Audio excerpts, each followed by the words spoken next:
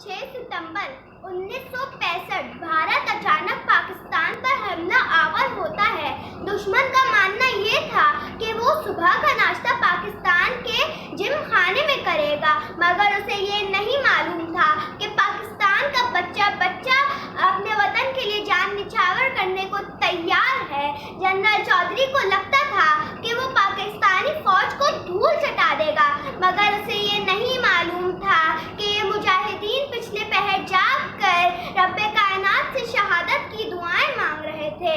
हम सबको मालूम है 6 सितंबर को पाकिस्तान ने दुश्मनों को बहुत बेहतरीन तरीके से शिकस्त दी थी, लेकिन इस तारीख से, इस जुर्रत से हमें क्या सीखना है? हमें सीखना है कि जज्बों से सरशार नौजवान शिकस्त का डर दिल में नहीं रखते।